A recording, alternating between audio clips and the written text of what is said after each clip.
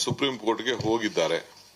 ಆದರೆ ಕಾನೂನಿನ ಚೌಕಟ್ಟು ಏನು ಇದೆ ಅಂತ ನಾನು ಇದನ್ನ ಚರ್ಚೆ ಮಾಡೋದು ಬೇಡ.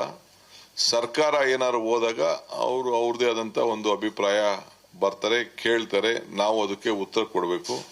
ಹಿಂದೆ ಪ್ರೈವೇಟ್ ಇನ್ಸ್ಟಿಟ್ಯೂಷನ್ಸ್ ಅವರು ಯಾರೇ ಆಗಲಿ ಕೇಳಬೇಕಾದ್ರೆ ಅದಕ್ಕೆ ಮಾನ್ಯತೆ ಕೊಡೋದು ಬಹಳ ಕಡಿಮೆ ಅನ್ನೋದು ನನ್ನ ಅನುಭವ ಮತ್ತು ನನ್ನ ತಜ್ಞರು ಕೂಡ ನನಗೆ ಆ ಅಭಿಪ್ರಾಯವನ್ನ ತಿಳಿಸಿದ್ದಾರೆ.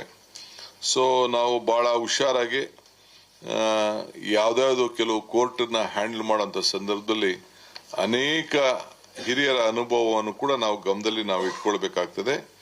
ಆಮೇಲೆ ಈಗಾಗಲೇ ಜುಲೈನಲ್ಲಿ CWRC ಆಮೇಲೆ CWMA ಏನು ಆ ಮೀಟಿಂಗ್ ತೆಗೆದುಕೊಂಡಿದ್ದಾರೆ ಅದು ನಡ್ಕೊಂಡು ಬರ್ತಾ ಇರ್ತದೆ.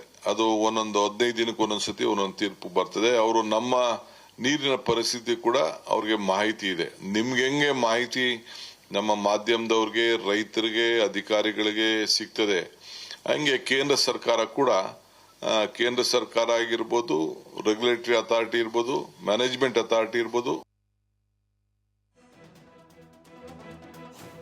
ಕೂಡ ಎಲ್ಲ ಸಂದರ್ಭದಲ್ಲೂ ಕೂಡ ಮತ್ತು ತಮಿಳುನಾಡು ಕೂಡ ಅವರಿಗೆ ಎಲ್ಲ ತರದ ಮಾಹಿತಿ ಕೂಡ ತೆಗೆದುಕೊಳ್ಳಿಕ್ಕೆ ಅವಕಾಶ ಇದೆ.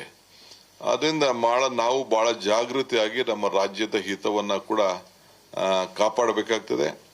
ನಾನು ಅಗ್ರಿಕಲ್ಚರ್ ಟೀಮ್ ಅವ್ರ ಹತ್ರ ನಾನು ಮಾತಾಡ್ತೀನಿ.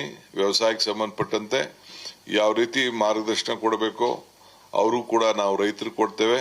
ನಮ್ಮ ಹಿತ ರೈತರನ್ನ ರಕ್ಷಣೆ ಮಾಡೋಂಥದ್ದು, ಮಾರ್ಗದರ್ಶನ ಕೊಡಬೇಕಾದ್ದು ಆ ಕೆಲಸ ಕೂಡ ಬಹಳ ಯೋಚನೆ ಮಾಡಿ. ಸೊ ಯಾವತ್ತೂ ಕೂಡ ನಮ್ಮ ರೈತರಿಗೆ ಲಾಸ್ ಆಗಬಾರ್ದು.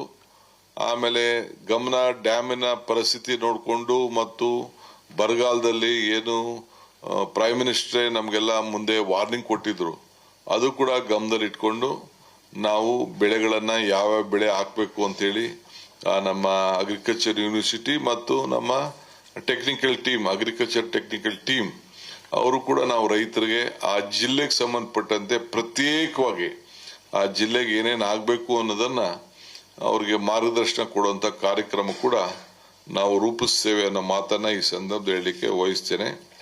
ಆದರೆ ನನ್ನ ಒಂದು ಬಹಳ ಸಂತೋಷ, ಎಲ್ಲರೂ ಕೂಡ ಬಂದು ರಾಜ್ಯದ ಹಿತಕ್ಕೆ ಅವರು ಕೈ ಜೋಡಿಸಿದ್ದಾರೆ.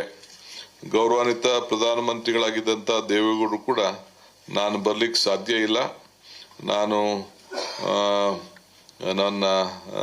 ನಮ್ಮ ಪಕ್ಷದ ಪರವಾಗಿ HD ಕುಮಾರಸ್ವಾಮಿ ಮತ್ತು ಶಾಸಕಾಂಗ ಪಕ್ಷದ ನಾಯಕರುಗಳು ಬಂದು ಪಾರ್ಟಿಸಿಪೇಟ್ ಮಾಡ್ತಾರೆ ಅಂತೇಳಿ ಅವರು ತಿಳಿಸಿದ್ದಾರೆ.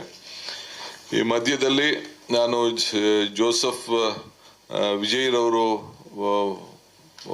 ಕಾರ್ಯಕ್ರಮನ ಮುಂದೂಡಬೇಕು ಅಂತೇಳಿ ರಿಕ್ವೆಸ್ಟ್ ಮಾಡ್ಕೊಂಡಿದ್ದೆ, ಅದು ಕೂಡ ಅವರು ಒಪ್ಪಿದ್ದಾರೆ. ಬೆಳಗ್ಗೆ ಬಿಜೆಪಿ ಅಧ್ಯಕ್ಷರು ಕೂಡ ಅವ್ರಿಗೊಂದು ಪತ್ರ ಬರೆದಿದ್ದಾರೆ. ಅವರು ಅನೇಕ ವಿಚಾರಗಳನ್ನ ಕೊಟ್ಟಿದ್ದಾರೆ. ನಾನು ಅದಕ್ಕೆ ಕಾಮೆಂಟ್ ಮಾಡಕ್ ಹೋಗಲ್ಲ. ಅವರು ಏನ್ ಬೇಕಾದ್ರೂ ಅವರ ಅನುಭವದಲ್ಲಿ ಅವರು ಕೆಲವರು ಮಾತಾಡಿದ್ದಾರೆ. ಸೊ ನಾವು ಒಟ್ಟಾರೆ ಸೇರಿ ಬಹಳ ಸೌಹಾರ್ದತೆಯಿಂದ ನಮ್ಮ ಸಮಸ್ಯೆನ ಬಗೆಹರಿಸ್ಕೊಡ್ಬೇಕು ಅನ್ನೋದು ನಮ್ಮ ಸರ್ಕಾರದ ಅಭಿಪ್ರಾಯ ಇದೆ.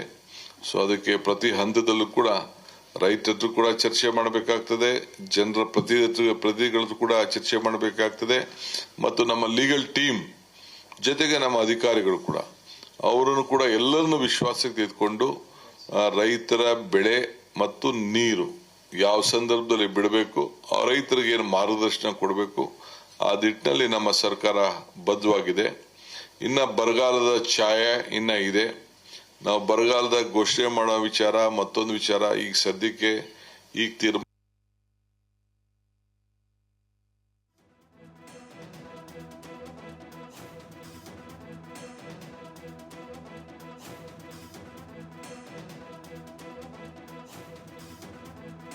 ತೆಗೆದುಕೊಳ್ಳಕ್ ಆಗುದಿಲ್ಲ. ಆಗಸ್ಟ್ ಎಂಡ್ ಅಷ್ಟೊತ್ತಿಗೆ ನಾವು ಸರಿಯಾದ ರೀತಿಯಲ್ಲಿ ಮಾಹಿತಿಯನ್ನ ಪಡ್ಕೊಳ್ಬೇಕು.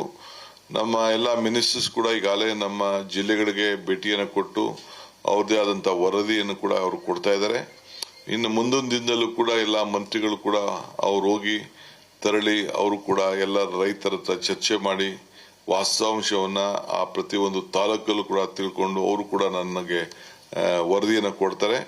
ಅದಾದ್ಮೇಲೆ ರೆವಿನ್ಯೂ ಮಿನಿಸ್ಟ್ರು ಅದನ್ನೆಲ್ಲ ಅಸೆಸ್ ಮಾಡಿ ಟೆಕ್ನಿಕಲ್ ಆಗಿ ಏನು ಕೇಂದ್ರ ಸರ್ಕಾರದ ಗೈಡ್ಲೈನ್ಸ್ ಏನಿದೆ, MDRC ಗೈಡ್ಲೈನ್ಸ್ ಏನಿದೆ ಅದನ್ನೆಲ್ಲ ಕೂಡ ಗಮನದಲ್ಲಿ ಇಟ್ಕೊಂಡು ಅವರು ಕೂಡ ನಿಮ್ಗೇನು ಸಂದೇಶವನ್ನು ಕೊಡಬೇಕು ಕೊಡ್ತಾರೆ. ಅದಕ್ಕೆ ಮಾಡೋಕ್ಕಿಂತ ಮುಂಚಿತವಾಗಿ ಕ್ಯಾಬಿನೆಟ್ ಕೂಡ ಅವರು ಮಂಡಿಸ್ತಾರೆ.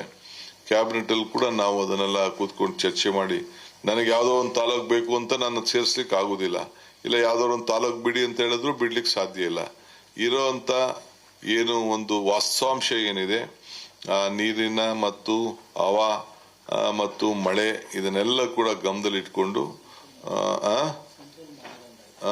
ಅದನ್ನೇ ಹೇಳಿದ್ರು. ಸೆಂಟ್ರಲ್ದು ಏನೊಂದು ಗೈಡ್ಲೈನ್ಸ್ ಇದೆ, ಮಾನದಂಡ ಏನಿದೆ ಅದರ ಮೇಲೆನೆ ನಮ್ಮ ರೆವಿನ್ಯೂ ಮಿನಿಸ್ಟ್ರು ತೀರ್ಮಾನ ಮಾಡಬೇಕಾಗ್ತದೆ. ನಮ್ಮ ಅಪೋಸಿಷನ್ ಲೀಡರ್ ಸಾಹೇಬರು ಹೇಳ್ತಾ ಇದ್ರು.